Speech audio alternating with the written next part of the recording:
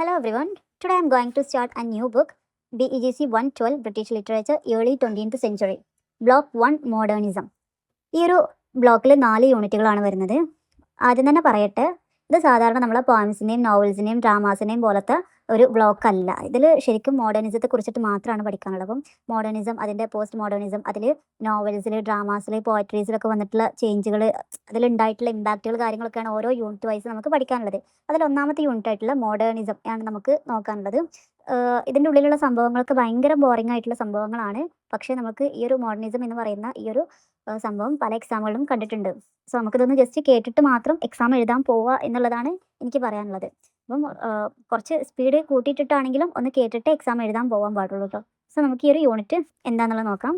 ഈ ഒരു ഒന്നാമത്തെ യൂണിറ്റും രണ്ടാമത്തെ യൂണിറ്റുമാണ് ഞാൻ ഈ ഒരു വീഡിയോയിൽ പറയാൻ ഉദ്ദേശിച്ചിട്ടുള്ളത്. ദെൻ 3ഉം 4ഉം യൂണിറ്റുകൾ നമ്മൾ ഇതിന് ശേഷം വീണ്ടും ചെയ്യാം കേട്ടോ. അപ്പം ഒന്നാമത്തെ യൂണിറ്റിൽ ഇൻട്രൊഡക്ഷൻ ആയിട്ട് പറയുന്നത് എന്താണ് ഈ മോഡേണിസം എന്ന് പറയുന്നതാണ്. അപ്പം എന്താണ് മോഡേണിസം എന്ന് പറയുന്നത്? ഈ ഒരു മോഡേണിസം എന്ന് പറയുന്നത് ഏർലി 20th സെഞ്ചുറിയിൽ അഥവാ 20ാം നൂറ്റാണ്ടിൻ്റെ തുടക്കത്തിലുണ്ടായിട്ടുള്ള ഒരു ലിറ്റററി അല്ലെങ്കിൽ ആർട്ടിസ്റ്റിക് ആയിട്ടുള്ള ഒരു മൂവ്മെൻറ്റിനെയാണ് എന്ത് പറയുന്നത്, മോഡേണിസം എന്ന് പറയുന്നത്. അഥവാ 1900 മുതൽ 1930 വരെയുള്ള ഒരു കാലഘട്ടത്തിൽ ആണ് ഇതിൻ്റെയൊക്കെ ഏറ്റവും വലിയൊരു പീക്ക് പീരീഡ് എന്ന് പറയുന്നത്. എന്ന് വെച്ചാൽ ഇത് അതുവരെ ഉണ്ടായിരുന്ന 1900 വരെ ഉണ്ടായിരുന്ന കാലഘട്ടങ്ങൾക്ക് നമ്മൾ ഓരോ കാലഘട്ടങ്ങൾ പറഞ്ഞാൽ റിയലിസ്റ്റിക് ആയിട്ടുള്ള സംഭവങ്ങൾ, അല്ലെങ്കിൽ വിക്ടോറിയൻ കാലഘട്ടം, അതുപോലെ തന്നെ റൊമാൻറ്റിക് കാലഘട്ടം തുടങ്ങിയിട്ടുള്ള പല കാലഘട്ടങ്ങളും പഠിച്ചു. അപ്പം അതിനുശേഷം ഇനി എന്ത് എന്നുള്ള ഒരു ക്വസ്റ്റ്യൻസ് ആ ഒരു കാലഘട്ടത്തിൽ വരാൻ തുടങ്ങി. അപ്പം എന്താണ് അതുവരെ ഉണ്ടായിരുന്ന ട്രഡീഷൻസ്. ഇപ്പം നമ്മളൊരു പോം എഴുതുകയാണെങ്കിലും നമുക്ക് ഫിക്സ്ഡ് ആയിട്ടുള്ള റൂൾസും അതിനൊരു ട്രഡീഷൻ ഉണ്ടാവും.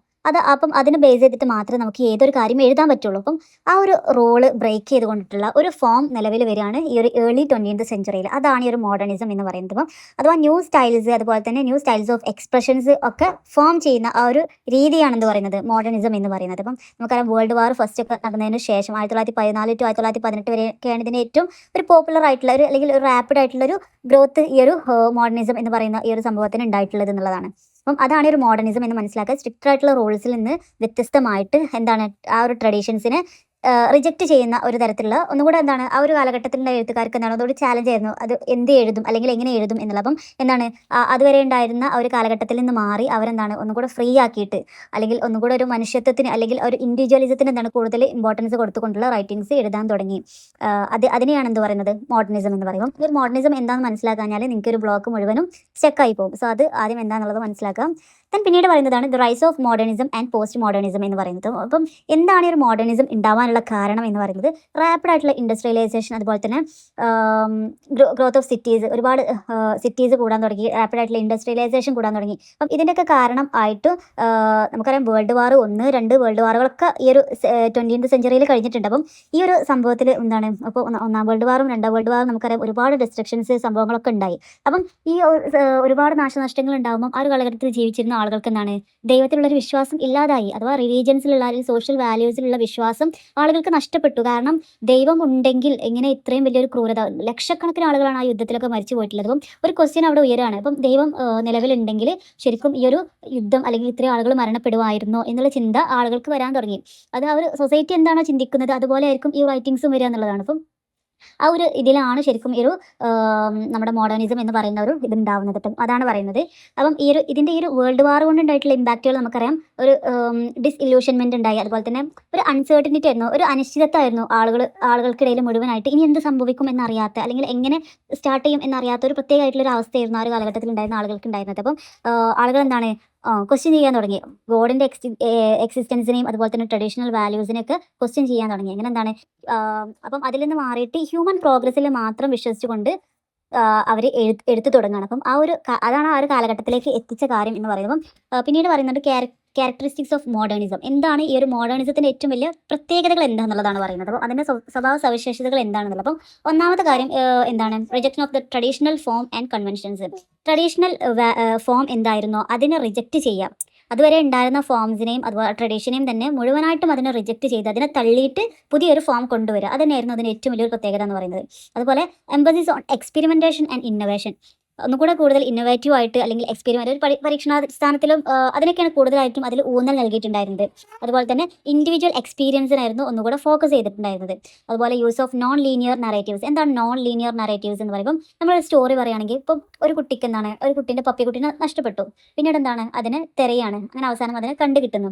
പക്ഷേ ഈ ഒരു നോൺ ലീനിയർ നറേറ്റീവ്സ് എന്ന് പറയുന്നത് ചിലപ്പം സ്റ്റാർട്ട് ചെയ്യുന്നത് ആ ഒരു പപ്പിക്കുട്ടിയെ നഷ്ടപ്പെട്ടതിന് ശേഷമായിരിക്കും. പിന്നീട് എന്താണ് എങ്ങനെ നഷ്ടപ്പെട്ടെന്നുള്ള കാര്യം പറയും, പിന്നീട് അത് അവർ തമ്മിൽ കണ്ടുമുട്ടുന്ന റീയൂണിറ്റ് ചെയ്യുന്ന ആ ഒരു കാര്യം പറയും. അപ്പം ഇതെന്താണ് ഒരു ഓർഡറിലല്ല വരുന്നത്. അപ്പം അതിനെയാണ് എന്ത് പറയുന്നത് നോൺ ലീനിയർ നറേറ്റീവ്സ് എന്ന് പറയുന്നത്. അപ്പം അതുപോലെ തന്നെ ഓപ്പൺ എൻഡിങ്സും സിംബലിസം ഒക്കെ ഈ ഒരു മോഡേണിസ്റ്റ് റൈറ്റിംഗ്സിൽ നമുക്ക് കാണാൻ പറ്റും. അതുപോലെ ഇമ്പോർട്ടൻ്റ് ആയിട്ടുള്ള മറ്റൊരു കാര്യമായിരുന്നു സ്ട്രീം ഓഫ് കോൺഷ്യസ്നസ് എന്ന് പറയുന്നത്. അപ്പം സ്ട്രീം ഓഫ് കോൺഷ്യസ്നസ് ടെക്നിക്ക് കൂടുതലായിട്ടും ഉപയോഗിച്ചിട്ടുണ്ടായിരുന്നു. ആ ഒരു ഇത് പോപ്പുലർ ആയിട്ടുള്ളത് ഈ ഒരു കാലഘട്ടത്തിലാണ്. അഥവാ എന്താണ് സ്ട്രീം ഓഫ് കോൺഷ്യസ്നസ്? അപ്പോൾ നമ്മളൊരു സ്റ്റോറി പറയുമ്പം ആ പറയുന്ന സ്റ്റോറിയിലുള്ള ക്യാരക്ടറിൻ്റെ ഇന്നർ മൈൻഡിൽ എന്തൊക്കെ കാര്യങ്ങൾ ചിന്തിക്കുന്നു എന്നുള്ള കാര്യങ്ങൾ പോലും ആ എഴുത്തിൽ പ്രകടിപ്പിക്കുന്നുണ്ടെങ്കിൽ അതാണ് സ്ട്രീം ഓഫ് കോൺഷ്യസ്നസ് എന്ന് പറയുന്നത്. അപ്പം അയാൾ പറയുന്നതും അയാൾ ചെയ്യുന്നത് മാത്രമല്ല, അയാളുടെ മൈൻഡിലുള്ള കാര്യങ്ങൾ, അയാളുടെ ഫീലിങ്സ് എന്താണെന്നുള്ള കാര്യങ്ങൾ ശരിക്കും പുറത്തേക്ക് കൊണ്ടുവരുന്നതിനാണെന്ന് പറയുന്നത് സ്ട്രീം ഓഫ് കോൺഷ്യസ്നസ് എന്ന് പറയുമ്പോൾ ആ ഒരു ടെക്നിക്കൊക്കെ കൂടുതൽ ഫേമസ് ആയിട്ടുള്ള ഒരു ടൈമായിരുന്നു ആ ഒരു ടൈം. അതുപോലെ തന്നെ സെൽഫ് റിഫ്ലക്റ്റീവ് ആയിട്ടുള്ള റൈറ്റിംഗ്സ്, ഇതൊക്കെയായിരുന്നു ഈ ഒരു കാലഘട്ടത്തിന് ഏറ്റവും വലിയൊരു പ്രത്യേകത എന്ന് പറയുന്നത്. മോഡേണിസം ഇൻ ഇപ്പം ഇതൊക്കെ തന്നെയാണ് മോഡേണിസം ഇൻ ലിറ്ററേച്ചറിലും പറയുന്നത്. അപ്പം ലിറ്ററേച്ചറിൽ ഈ മോഡേണിസം എന്ന് പറയുന്ന സംഭവം എത്രത്തോളം മാറി അല്ലെങ്കിൽ എത്രത്തോളം കൊണ്ടുവന്നു എന്നുള്ളത്. അപ്പം നമുക്കറിയാം, ഞാൻ നേരത്തെ പറഞ്ഞ പോലെ എന്താണ് അത് മനുഷ്യന്മാരുടെ പുറത്തുള്ള ഒരു എക്സ്റ്റേണൽ റിയാലിറ്റിക്ക് അപ്പുറത്തേക്ക് എന്താണ് മനുഷ്യൻ്റെ ഉള്ളിലുള്ള ഇന്നർ തോട്ട്സിനെയാണ് കൂടുതലായിട്ടും പ്രതിനിധീകരിച്ചിട്ടുണ്ടായിരുന്നത് എന്നുള്ളതാണ്. അതുപോലെ തന്നെ സിംബലിസം യൂസ് ചെയ്തിട്ടുണ്ടായിരുന്നു. ഫ്രാഗ്മെൻ്റ് ആയിട്ടുള്ള ഫ്രാഗ്മെൻറ്റഡ് സ്ട്രക്ചേഴ്സ് എന്ന് പറഞ്ഞാലും ഇപ്പം ഒരു സഡൻ ഷിഫ്റ്റ് ഒരു സമയത്തിൻ്റെയോ അല്ലെങ്കിൽ ഒരു സ്ഥലത്തിൻ്റെയോ എന്തെങ്കിലും സംഭവം ഒരു സ്റ്റോറിയിൽ നടന്നിട്ടുണ്ടെങ്കിൽ അതിന് പെട്ടെന്ന് അതൊരു ഷിഫ്റ്റ് ചെയ്യും. ആ ഒരു ടെക്നിക്കാണ് അത് പറയുന്നത്. അപ്പം മേ ബി ഒരു ഫ്ലാഷ് ബാക്കോ അല്ലെങ്കിൽ മെമ്മറീസോ ഒക്കെ ആവാം അങ്ങോട്ടും ഇങ്ങോട്ടൊക്കെ പോകുന്നത്. ഇപ്പോൾ നേരത്തെ നോൺ ലീനിയർ പറഞ്ഞ പോലത്തുള്ള സംഭവം തന്നെയാണ് ഫ്രാഗ്മെൻറ്റ് സ്ട്രക്ചേഴ്സ്. അതുപോലെ തന്നെ മൾട്ടിപ്പിൾ പേഴ്സ്പെക്റ്റീവ്സ്. അപ്പോൾ ഒരു കാര്യത്തിന് ഒരു ഉത്തരം മാത്രമല്ല, പലതരത്തിലും പല ആളുകൾക്കും പല പെർസ്പെക്റ്റീവ് ആയിരിക്കും ഒരു കാര്യത്തിനെ കുറിച്ചിട്ടുണ്ടാവും. അപ്പം അതിലൊക്കെ കൂടുതലായിട്ടും ഫേമസ് ആയിട്ടുണ്ടായിരുന്നത് ഈ ഒരു മോഡേണിസത്തിലുള്ള ലിറ്ററേച്ചേഴ്സിലായിരുന്നു എന്നുള്ളതാണ്.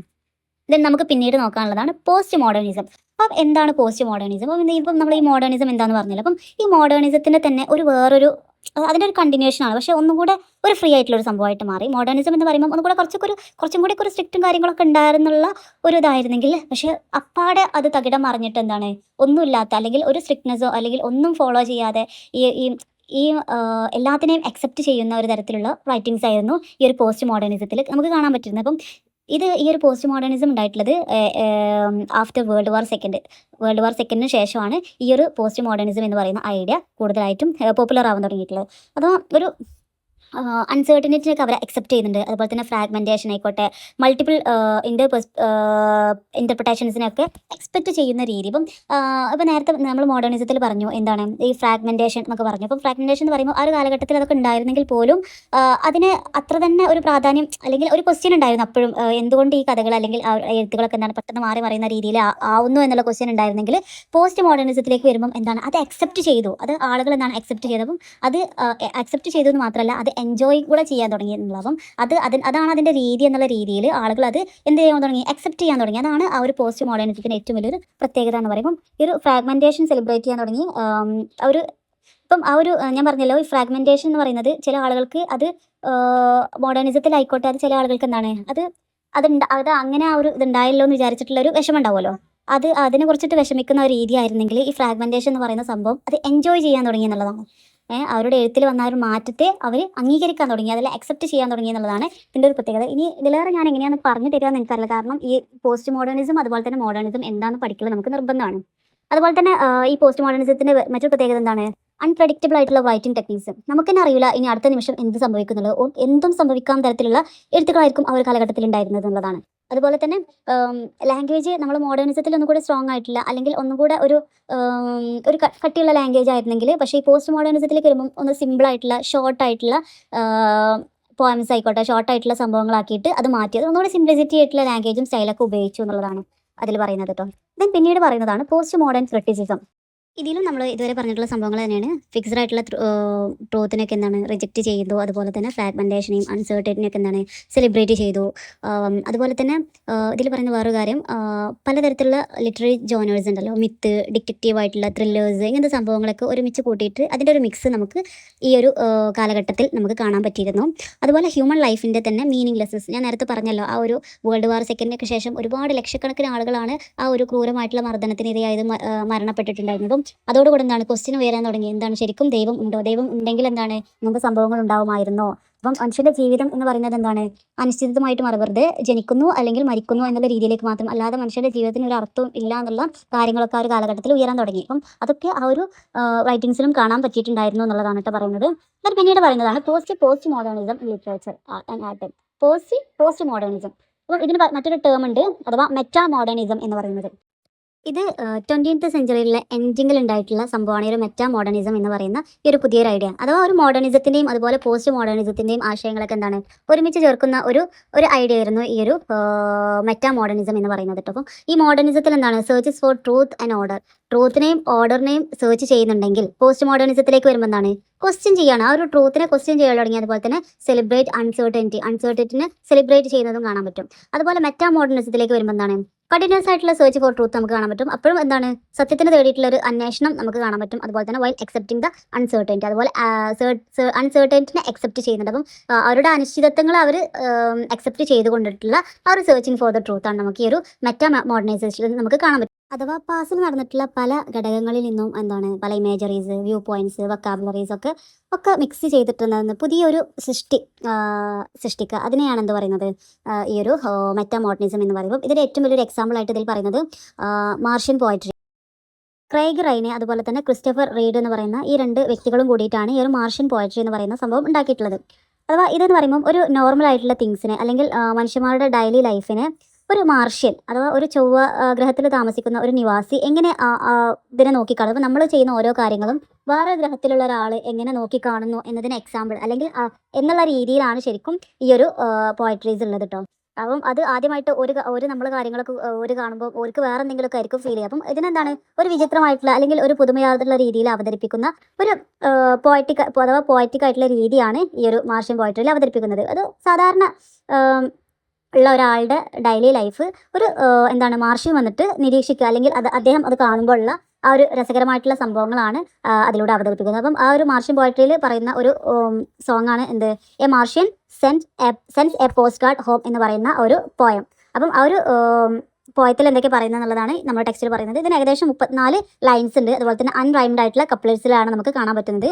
ഒരു ഇതിൽ പുസ്തകത്തിന് പറയുന്നുണ്ട്, ഈ ഒരു പോയത്തിൽ എന്താണ് ബുക്കിനെ പറയുന്നത് എന്താണ് ഒരു മെക്കാനിക്കൽ ബേർഡായിട്ട് അഥവാ പറക്കുന്ന തരത്തിലുള്ള ഒരു മെക്കാനിക്കൽ ബേർഡായിട്ടാണ് ആ ഒരു പുസ്തകത്തിന് ആ ഒരു മാർഷ്യൻ നോക്കി കാണുന്നത്. അതുപോലെ തന്നെ കാറിന് എന്താണ് അകത്ത് ലോക്കുള്ള ഒരു റൂമായിട്ട്, കാർ എന്ന് പറയുമ്പോൾ മൊത്തമായിട്ട് അടച്ചിടുമ്പം ഒരു റൂം പോലെയാണല്ലോ. അപ്പം ഉള്ളിൽ ലോക്കുള്ള ഒരു റൂമായിട്ടാണ് ശരിക്കും ആ കാർ എന്ന് പറയുന്ന ആ ഒരു വാഹനത്തെ മാർഷ്യൻ നോക്കി കാണുന്നത്. അതുപോലെ ടെലിഫോണിന് എന്താണ് ഹാൻഡിൽഡ് അഥവാ ഉറങ്ങുന്ന ഭൂതമായിട്ട് പറയുന്നത്. അപ്പം ഓരോ കാര്യങ്ങളും വളരെ രസകരമായിട്ടുള്ള രീതിയിലാണ്. ഇപ്പം ഇത് പറയുന്നത് എന്താ വെച്ചാൽ ഒരു കാര്യത്തിൽ തന്നെ ഓരോരുത്തർക്കും ഓരോ പേഴ്സ്പെക്റ്റീവ് ആയിട്ടായിരിക്കും. ഒരാൾക്ക് തോന്നുന്ന കാര്യമല്ല ശരിക്കും മറ്റേ ആൾക്ക് തോന്നുന്നത്. അപ്പം നമ്മൾ ചെയ്യുന്നതാണ്, നമ്മൾ പറയുന്നതാണ് എല്ലാം ശരി എന്നത് ആ ഒരു ചിന്താഗതി മാറ്റി വെച്ചതെന്നാണ്. മറ്റുള്ളവരുടെ ചിന്തകളും കൂടെ അല്ലെങ്കിൽ മറ്റുള്ളവർക്കും കൂടെ എന്താണ് ചിന്തിക്കാനുള്ളത്, അല്ലെങ്കിൽ അവരുടെ കൂടെ ചിന്തകൾക്ക് നമ്മൾ ഇമ്പോർട്ടൻസ് കൊടുക്കേണ്ടതുണ്ട് എന്നുള്ള കാര്യം, അല്ലെങ്കിൽ നമ്മൾ ചിന്തിക്കുന്നതല്ല മറ്റുള്ളവർ ചിന്തിക്കുന്നത് എന്ന് നമുക്ക് പരിചയപ്പെടുത്തുന്ന ടൈപ്പ് ഓഫ് റൈറ്റിംഗ്സ് ആണ് നമുക്ക് ഇതിലൂടെ കാണാൻ പറ്റുന്നത്. അതുപോലെ നമ്മുടെ ഈ ഒരു യൂണിറ്റിൽ അവസാനം പറയുന്ന ഒരു ടേമാണ് ഹൈപ്പർ റിയാലിറ്റി. അപ്പം ഹൈപ്പർ റിയാലിറ്റി എന്ന് പറയുമ്പോൾ ശരിക്കും നമ്മുടെ റിയാലിറ്റിയും അതുപോലെ തന്നെ സിമുലേഷൻ നമ്മുടെ ഭാവനയിൽ ഉണ്ടാക്കിയിട്ടുള്ള ആ ഒരു ഇതും തമ്മിലുള്ള വ്യത്യാസം ഇല്ലാതാകുന്ന ഒരു അവസ്ഥയാണ് എന്ന് പറയുന്നത് ഹൈപ്പർ റിയാലിറ്റി എന്ന് പറയുമ്പം. യഥാർത്ഥ ജീവിതത്തെക്കാളൊന്നും കൂടെ റിയൽ ആയിട്ട് നമുക്കത് തോന്നും.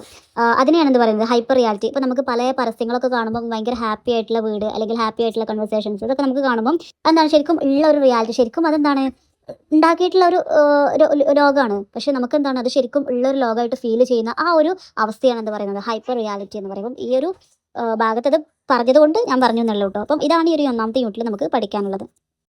നമ്മളിനി 2ാമത്തെ യൂണിറ്റ് സ്റ്റാർട്ട് ചെയ്യാൻ പോവാണ്, മോഡേണിസം ഇൻ പോയട്രി. അപ്പം പോയട്രിയിൽ എത്രത്തോളം മോഡേണിസത്തിൻ്റെ ഒരു ഇൻഫ്ലുവൻസ് ഉണ്ടായിരുന്നു എന്നുള്ളതാണ് ഈ ഒരു യൂണിറ്റിൽ നമുക്ക് പഠിക്കാനുള്ളത്. അപ്പം നമ്മൾ പറഞ്ഞു 20th സെഞ്ചുറിയിലായിരുന്നു ഈ ഒരു മോഡേണിസത്തിൻ്റെ ഒരു ഏറ്റവും കൂടുതൽ ആ ഒരു പീക്ക് ലെവൽ ഉണ്ടായിരുന്നത്. പക്ഷേ 19th സെഞ്ചുറിയിൽ ലാസ്റ്റ് ആയപ്പോഴേക്കും ഈ ഒരു മോഡേണിസം എന്ന് പറയുന്ന ഒരു തോട്ട് ഉണ്ടായിട്ടുണ്ട്. പക്ഷേ ഇത് ഫ്ലറിഷ് ആയത് ശരിക്കും 1910 മുതൽ 1930 വരെയുള്ള ആ ഒരു കാലഘട്ടത്തിലാണ് കേട്ടോ. ഇതെന്താണ് ആളുകളുടെ വേ ഓഫ് തിങ്കിങ്, പുതിയ വേ ഓഫ് തിങ്കിങ് വരാൻ കാരണമായി. പക്ഷേ ഇവിടെ പറയുന്ന വേറൊരു കാര്യം എന്താ വെച്ചാൽ, ഈ 20th സെഞ്ചുറിയിലുള്ള എല്ലാ റൈറ്റേഴ്സും മോഡേണിസ്റ്റ് ആയിരുന്നില്ല എന്നുള്ളതാണ്. കാരണം ആ ഒരു കാലഘട്ടത്തിൽ ജനിച്ചു അല്ലെങ്കിൽ ആ ഒരു കാലഘട്ടത്തിൽ എഴുതി എന്ന് വിചാരിച്ച് എല്ലാ റൈറ്റേഴ്സും എന്തായിരുന്നില്ല, മോഡേണിസ്റ്റ് ആ ഒരു ചിന്ത ഉള്ള ആളുകളായിരുന്നില്ല എന്നുള്ളതാണ്. അപ്പം ഇതിൽ സിംബൽസ്, മിത്സ്, അതുപോലെ തന്നെ റെഫറൻസ്, ആൻഷ്യൻ്റ് പീരിയഡിലുള്ള അല്ലെങ്കിൽ ക്ലാസിക്കൽ ടെക്സ്റ്റിലുള്ള പല റെഫറൻസ്, മിത്സ് ഒക്കെ ഉപയോഗിച്ചിട്ട് പുതിയൊരു വേ ഓഫ് റൈറ്റിംഗ് ആണ് ഈ ഒരു മോഡേണിസത്തിൽ ഉണ്ടായിട്ടുണ്ടായിരുന്നത്. അതുപോലെ തന്നെ ട്രഡീഷണൽ ഫോംസിൻ്റെ ഒരു റിജക്ഷനും ഇതാണ് ഈ ഒരു മോഡേണിസത്തിൽ നമുക്ക് കാണാൻ പറ്റിയിട്ടുണ്ടായിരുന്നത്.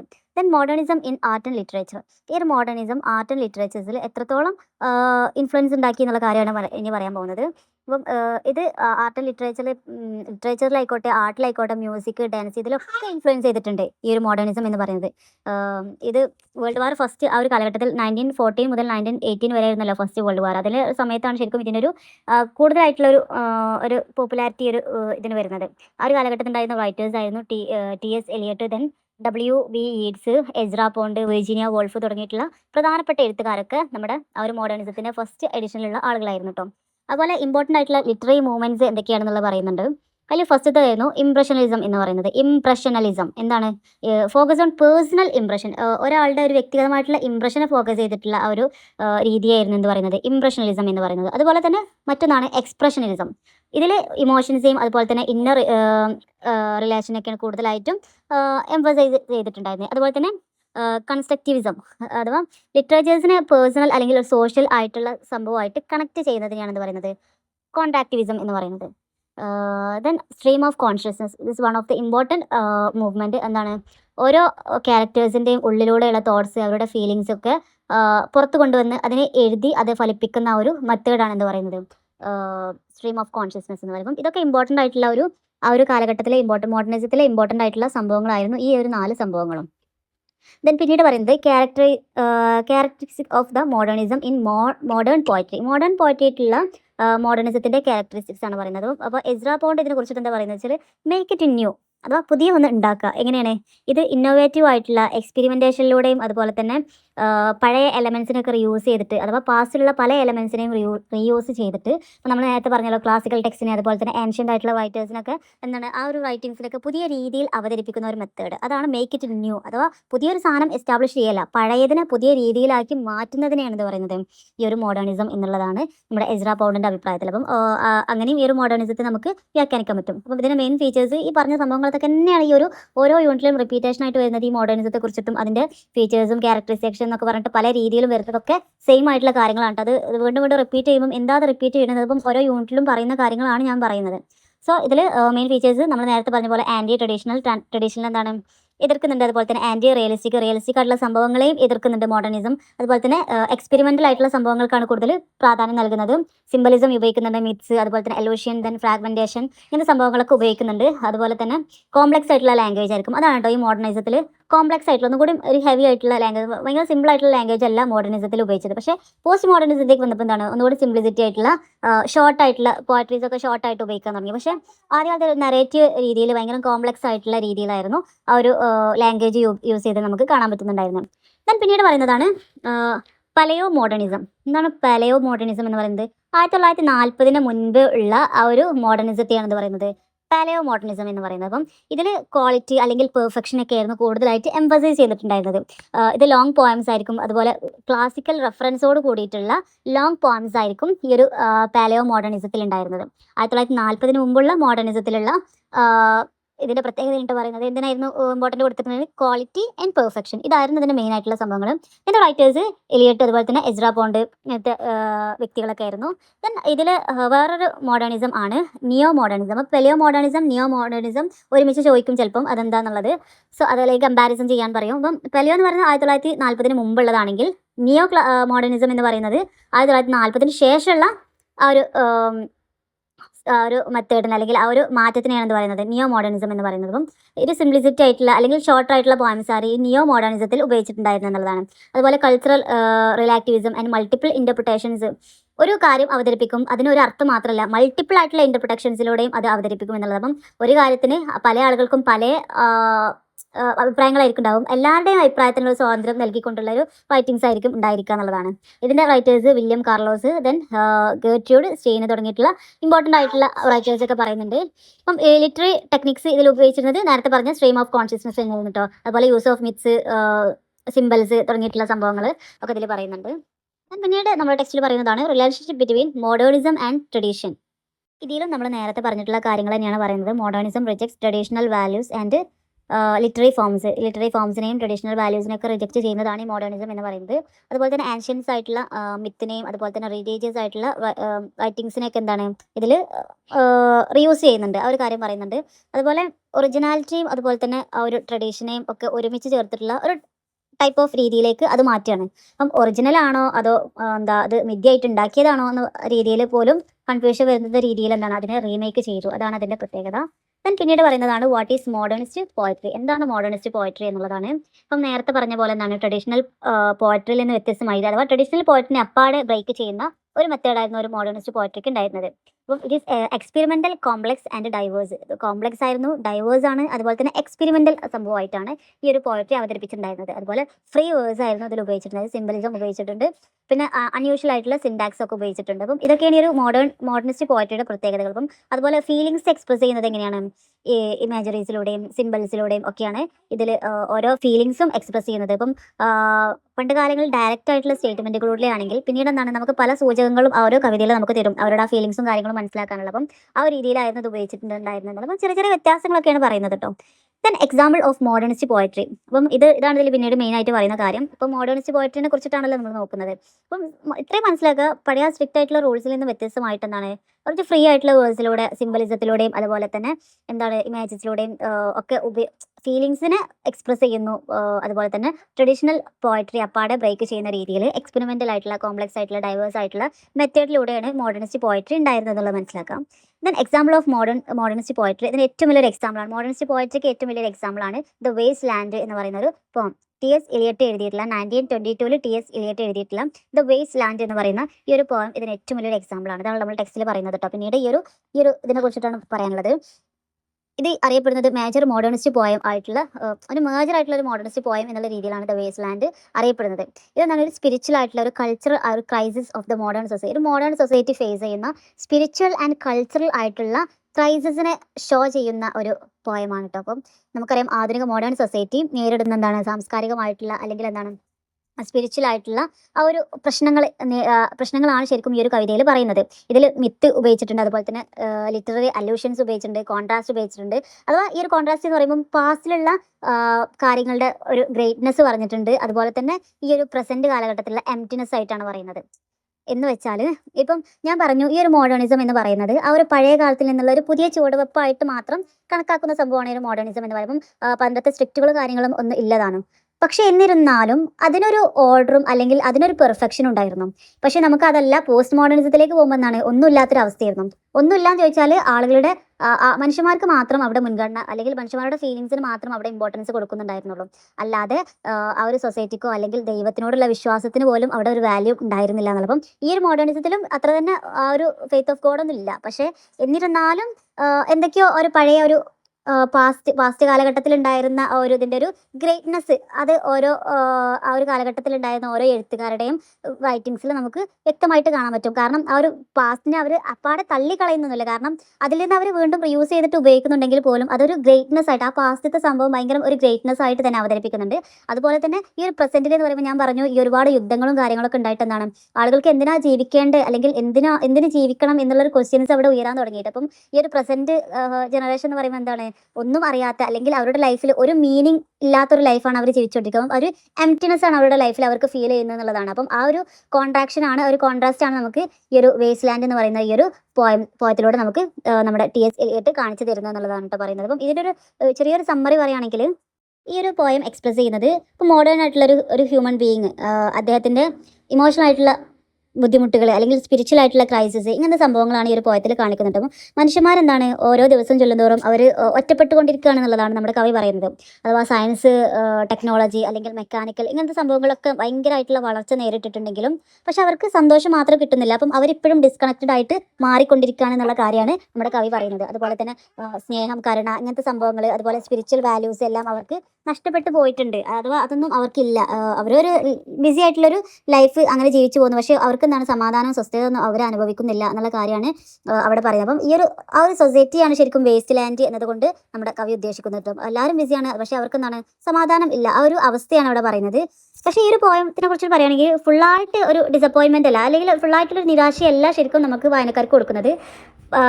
നമ്മുടെ ഇലിയട്ട് എന്താണ് പഴയ മിത്തുകളുണ്ടല്ലോ, ആ മിത്തിൽ നിന്നും അല്ലെങ്കിൽ ഒരു മതഗ്രന്ഥങ്ങളൊക്കെ ഉണ്ടാവുമല്ലോ, അതിൽ നിന്നും പല ലിറ്ററേച്ചേഴ്സിൽ നിന്നും പല കാര്യങ്ങളും പല ഐഡിയാസും സ്വീകരിച്ചെന്താണ് മനുഷ്യന്മാർക്ക് എന്താണ് രക്ഷപ്പെടാനുള്ള വഴി ഇപ്പോഴും ഉണ്ട് എന്നുള്ള കാര്യം, അല്ലെങ്കിൽ അതിനെക്കുറിച്ചിട്ടുള്ള മനുഷ്യന്മാർ ഇപ്പോഴും അവർക്ക് രക്ഷപ്പെടാൻ കഴിയുമെന്നുള്ള ചെറിയൊരു ഹോപ്പ് നൽകിയിട്ടാണ് ശരിക്കും ഈ ഒരു പോയം അവസാനിക്കുന്നത് എന്നുള്ളത്. അപ്പം ഇതിൻ്റെ ഒരു അവസാനത്തിൽ 3 സംസ്കൃതമായിട്ടുള്ള വേർഡുകൾ കാണാൻ പറ്റും.